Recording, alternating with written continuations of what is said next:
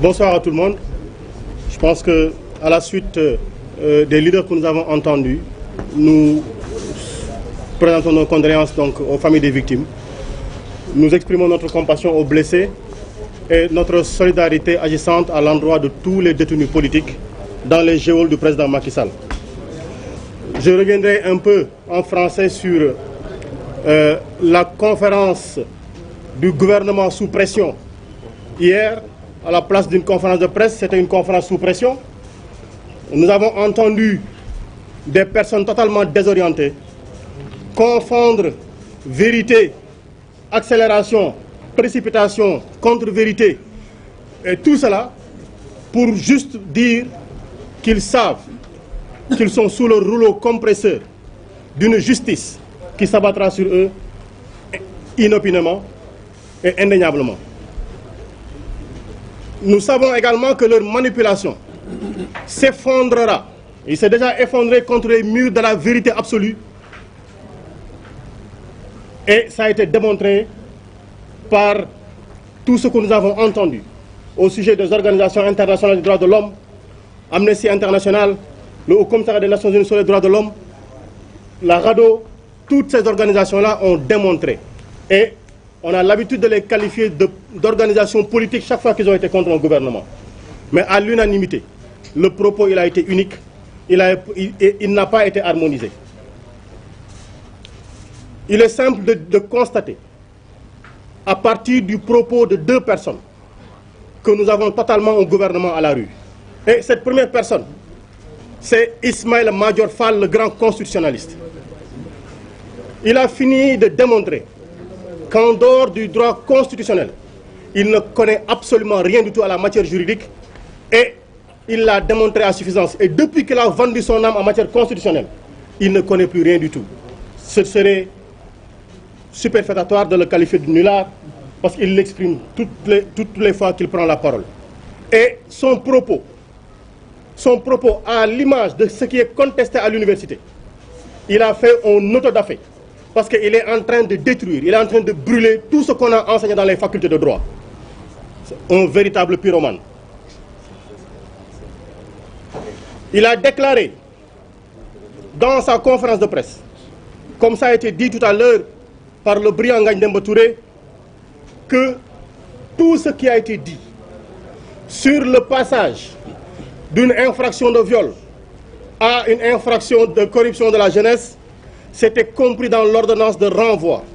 Et il a dit, je le cite in extenso, que n'importe qui pouvait le voir. Mais nous tous, nous avons cherché. Dans l'ordonnance de renvoi, nous avons lu de la première à la dernière lettre dans l'ordonnance de renvoi. On n'a vu nulle part où corruption de jeunesse a été mentionnée. Dites-moi comment on appelle quelqu'un qui se met sur la place publique, qui dit des propos, qui jette des affirmations, alors que ces affirmations sont fausses. Comment on qualifie cela? Est-ce qu'il ne s'agit pas de mensonge? Je pense qu'on l'appelle bien un mensonge. Et je cite ce qui a été dit dans l'ordonnance de renvoi. Nous décernons ordonnance de prise de corps contre Ousmane Sonko et Ndeye Khady Ndiaye, le premier et la deuxième. Ordonnons leur mise en accusation et leur renvoi devant le tribunal de grande instance de Dakar, statuant en matière criminelle pour être jugés conformément à la loi, des chefs de viol et menaces de mort contre le premier, incitation à la débauche, diffusion d'images contraires aux mœurs et complicité de viol pour la deuxième. Où est-ce que vous avez entendu ici parler de corruption de jeunesse? Et j'ai entendu hier ou avant-hier un brillant menteur journaliste, ancien journaliste du plutôt, dire que dans l'article 324, dans cette ordonnance-là, cette infraction-là a été mentionnée. Mais que nenni. Et M. Madior Fall déclare également dans sa deuxième précision que le chef d'accusation donc était bien visé dans cette ordonnance-là, et il avait dit, bien entendu, que tout le monde pouvait le consulter.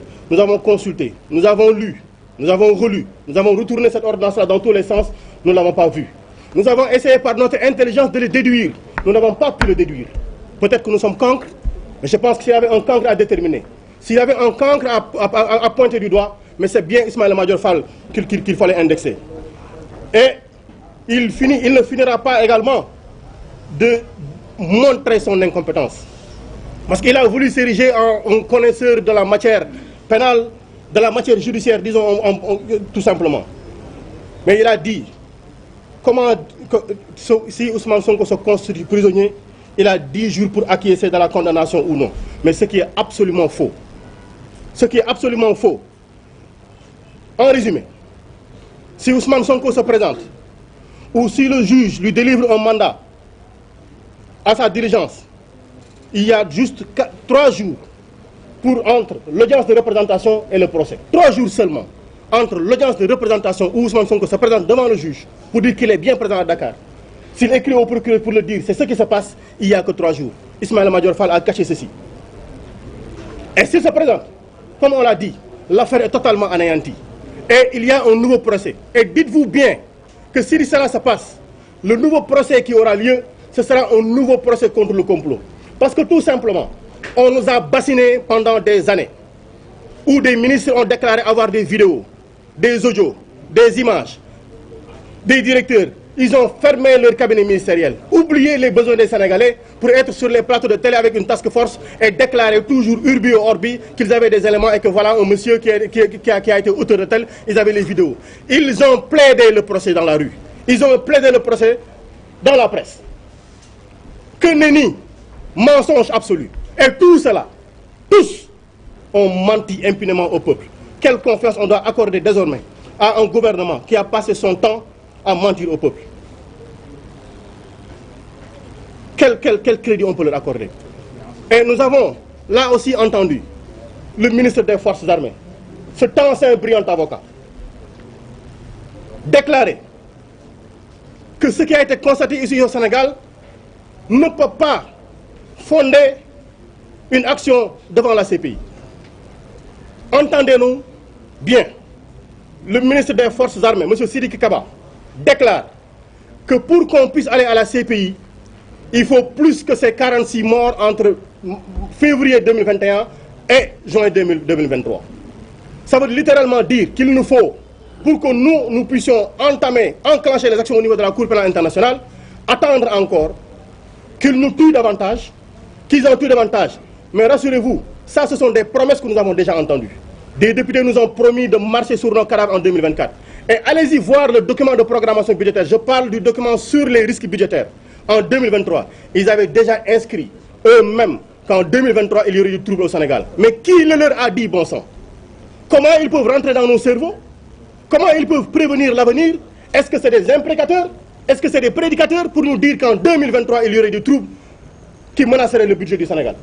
Et on le constate aujourd'hui. Ça veut dire que tout ceci a été minutieusement préparé. Et j'ai l'impression, minutieusement préparé. Et c'est facile de le démontrer. C'est vraiment facile de le démontrer. Pourquoi? Parce que il nous dit, on ne peut pas aller à la CPI.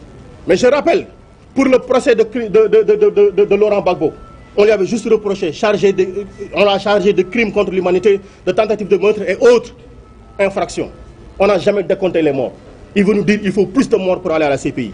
On va voir s'il pense être plus intelligent, s'il pense être mieux formé, s'il pense être plus compétent que tout le monde pour décider de comment ça se passe à la CPI, nous allons nous donner rendez-vous là-bas. Et c'est l'occasion de dire que lui, le ministre des Forces armées, ils ont participé à toute cette manipulation-ci. Je veux juste rappeler un fait simple.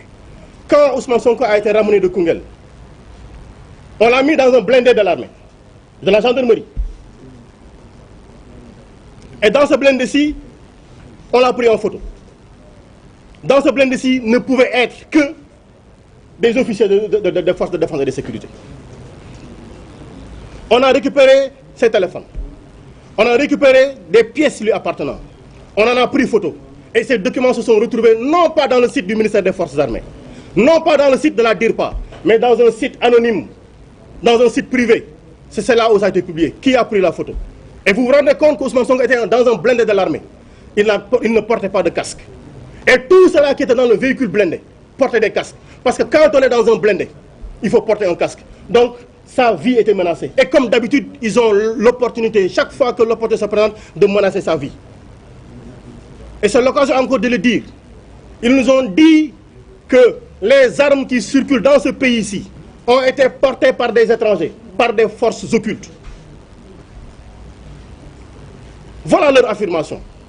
Et ils sont en train de théoriser une collision, une intelligence manifeste entre des citoyens de ce pays-ci et des étrangers. Pourquoi? Pour faire tomber un pouvoir politique.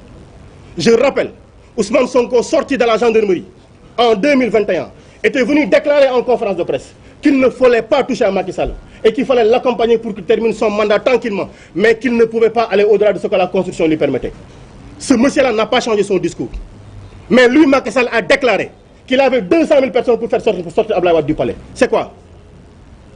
Il a déclaré que si Abdoulaye Wade se posait pour une troisième candidature, la révolte contre le pouvoir devait se faire dans la rue. Il l'a déclaré. Ousmane Sonko ne l'a jamais déclaré. Aucun leader de la coalition Yewwi Askan ne l'a déclaré. Aucun militant de Pastef, aucun militant de cette coalition-ci ne l'a jamais déclaré. Pourquoi on veut aujourd'hui théoriser le terrorisme et vouloir avoir un champ lexical sur le terrorisme pour dire voici nos forces occultes?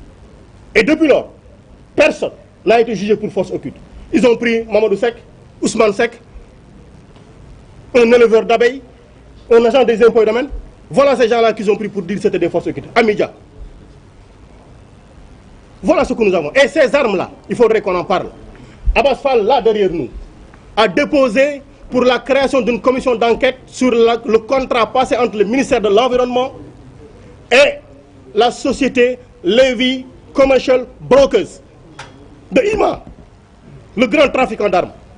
Notre demande a été rejetée par l'Assemblée nationale, par la majorité mécanique à l'Assemblée nationale. Nous avons demandé à ce qu'une commission d'enquête parlementaire soit ouverte contre le financement de 300 millions d'euros, 196 millions de francs pour l'acquisition d'armes, contre un bail amphithéotique de Gabi Pérez, le vendeur d'armes israélien.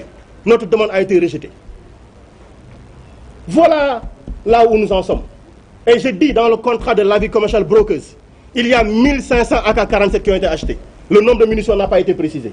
Il y a 1500 fusils d'assaut qui ont été achetés avec 500 000 armes. Il y a 1500 pistolets semi-automatiques qui ont été achetés avec 500 000 munitions. Il y a 60 véhicules Hilux double cabine. Il y a des véhicules de transport de troupes. Mais dites-moi dans ce pays-ci, comment, où vous pouvez trouver quelqu'un suffisamment riche pour aligner 20 véhicules Hilux Toyota double cabine qui coûtent au minimum 20 millions de francs. On en annule 20, on y met des nervis et on dit ça c'est des forces occultes, c'est des gens qui ont travaillé en intelligence avec l'opposition. Qui a les moyens de financer ces véhicules-là? Vous-même, vous roulez dans Dakar avec un véhicule non immatriculé, vous faites arrêter par la police. Des gens circulent dans des véhicules blancs, Toyota Hilux double cabine, bien identifiés, sans immatriculation. On ne les arrête pas, ils transportent des hommes qui sont armés. Voilà ce que nous avons aujourd'hui. Et on veut retourner ceci. Contre qui? Contre le peuple. Mais je dis, si la justice a choisi son camp, si une certaine justice a choisi son camp, je précise bien, si une certaine justice a choisi son camp, on rappelle simplement que la justice est rendue au nom du peuple. Et le peuple est désormais debout parce que c'est lui le maître absolu de la souveraineté. Et il a décidé d'exprimer sa souveraineté. Le complot est tombé. Le complot est tombé. Mais ils sont là en train de faire les derniers soubresauts d'un gouvernement vraiment sous pression. Ils ne savent plus où donner de la tête. Et c'est là où ils sont encore plus dangereux. Les crimes vont continuer. Les menaces vont continuer. Les coups de fusil vont continuer. Ils vont continuer à nous taper dessus. Mais qu'ils sachent, comme on l'avait dit, nous avons donné notre vie au Sénégal. Nous avons donné notre compétence au Sénégal. Nous avons donné notre engagement au Sénégal. S'ils pensent leur détermination plus forte que la nôtre pour imposer la justice, le vrai, un Sénégal de développement, ils se trompent lourdement. Merci beaucoup. Merci, Monsieur le Président. Il reste 3 intervenants. Malick Gakou, Cheikh Tidiane Youm et moi-même.